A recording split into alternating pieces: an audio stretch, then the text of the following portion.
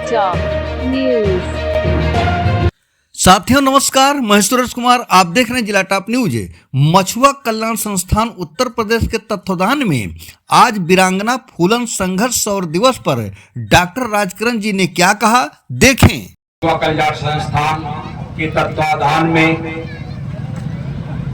आयोजित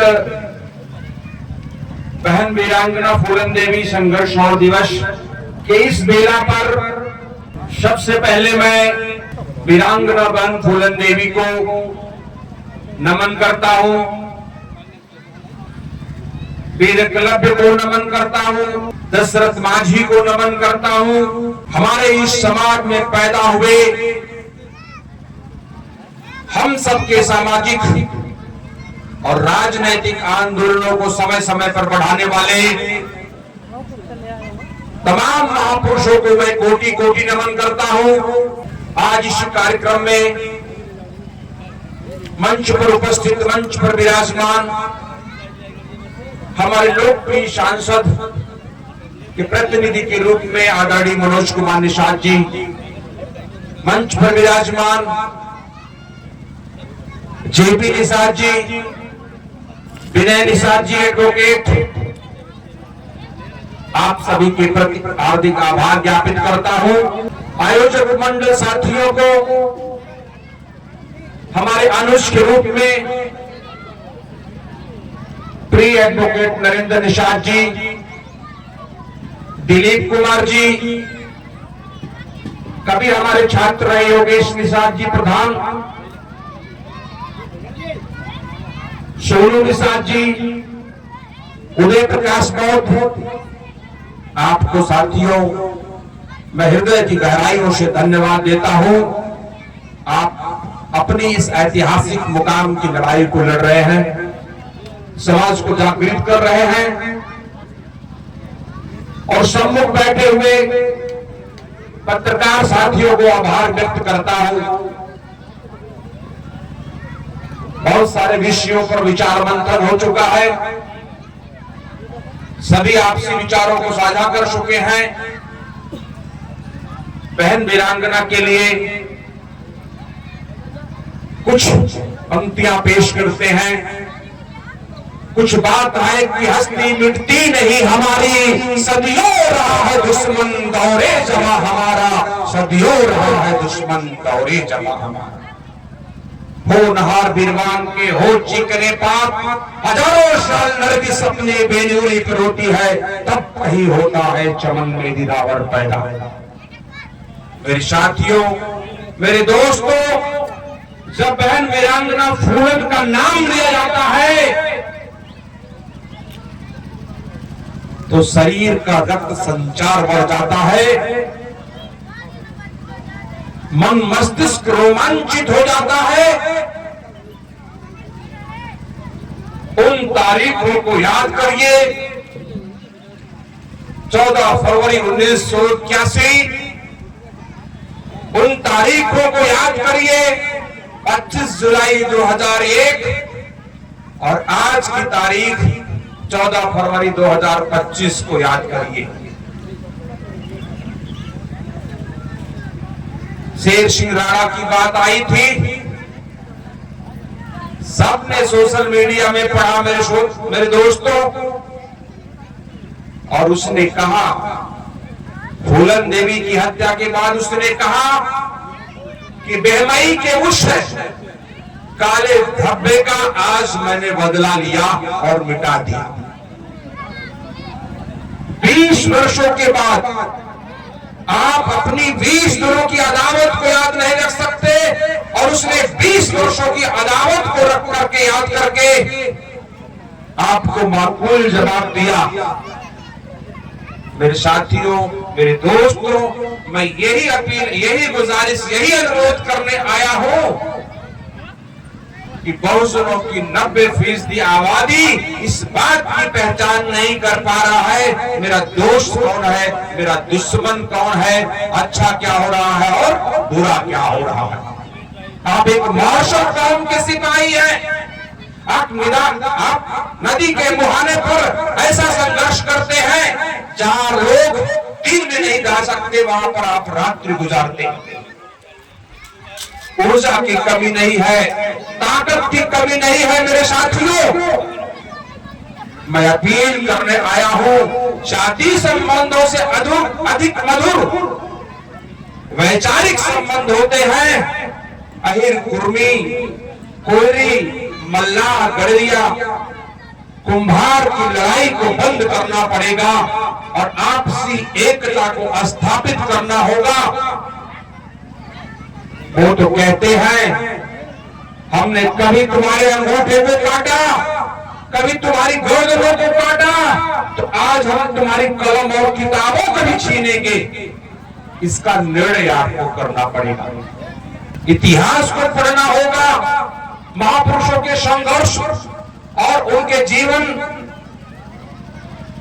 यात्रा वृत्तांतों को पढ़ना होगा। ये तस्वीरें, ये मूर्तियां, ये त्योहार हमको बताते हैं हम अपने पुरुषों को पहचाने, अपने संघर्षों, अपने लड़ाई को एक मुकाम दे सके।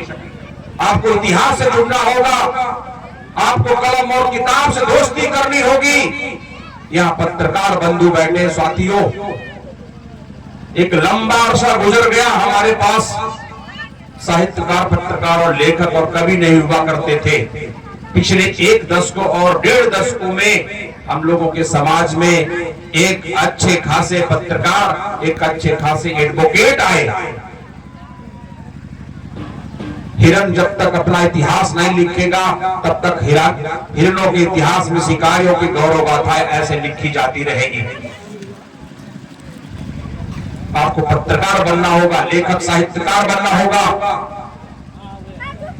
मैं विशेष करके यहाँ उपस्थित निषाद समाज से गुजारिश करना चाहूंगा साथियों, एक कड़ा कलावा, ये टीका, ये चोटिया एक मानसिक दोष है साथियों। आप पर आरोपित किया गया एक षड्यंत्र है साथियों। आप सही और अच्छे साहित्य और इतिहास को पढ़िए, जानिए, तब जाकर के आप दुनिया की धारा में खड़े हो सकते हैं। 44 साल हो गया साथियों 1981 से 2025 में, और 44 साल गुजर जाएगा।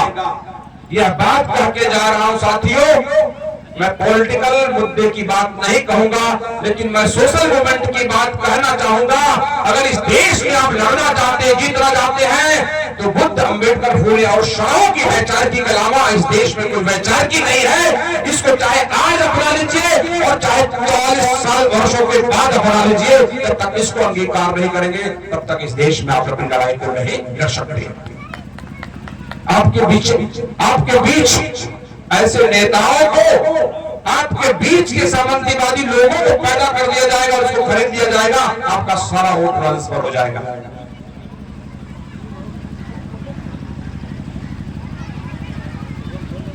हमारे पास ताकत की कमी नहीं है, ऊर्जा की कमी नहीं है, लोगों की कमी नहीं है।